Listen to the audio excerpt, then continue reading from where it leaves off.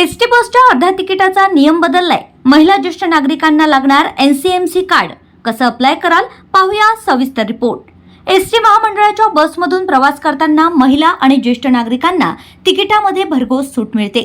महाराष्ट्र सरकारकडून महिला आणि ज्येष्ठ नागरिकांसाठी ही योजना सुरू करण्यात आली आहे।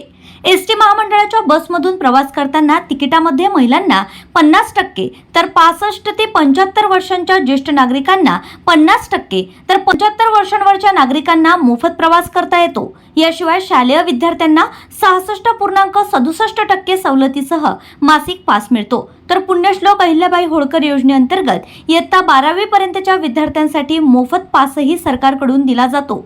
एसटी महामंडळाच्या या योजनेचा लाभ घेण्यासाठी आता नियमांमध्ये बदल करण्यात आलाय। तिकिटामध्ये सूट हवी असेल तर आता 1 ऑगस्ट पासून एनसीएमसी कार्ड बाळगणं अनिवार्य करण्यात आलंय। एसटी महामंडळाकडून देण्यात आलेली ही सवलत डिजिटल करणं तसेच या योजनेचा गैरवापर रोखण्यासाठी एनसीएमसी कार्ड अनिवार्य करण्यात आला आहे। या कार्डमुळे तिकीट विक्रीच्या कामात आधुनिकता येईल आणि सुट्ट्या पैशांच्या कमतरतेच्या समस्या दूर होतील, असा विश्वास परिवहन मंत्री प्रताप सरनाईक यांनी व्यक्त केलाय।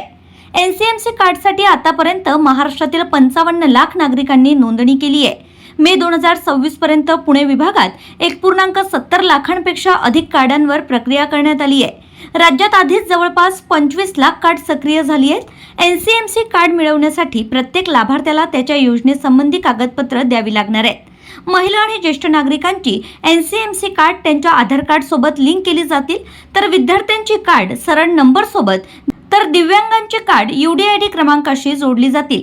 एनसीएमसी स्मार्ट कार्डची किंमत 199 रुपये आहे। जर प्रवासी त्यांचं जुनं स्मार्ट कार्ड जमा करतील त्यांना 149 रुपयांच्या सवलतीच्या दरात नवीन कार्ड मिळणार आहे। नोंदणी केल्यानंतर 30 दिवसात हे कार्ड मिळेल। सवलतीची तिकिटे कार्डच्या वॉलेटमधून दिली जाणार आहेत, ज्यात रोख रक्कम किंवा UPI वापरून टॉपअप करता येईल। ज्या प्रवाशांकडे कार्ड असणार नाही त्यांच्याकडून पूर्ण भाडे आकारलं जाणार आहे। लाभार्थ्यांकडून अतिरिक्त शुल्क आकारलं तर अशा वितरण केंद्राचा परवाना तात्काळ रद्द केला जाईल, असा इशाराही परिवहन मंत्री प्रताप सरनाईक यांनी दिलाय।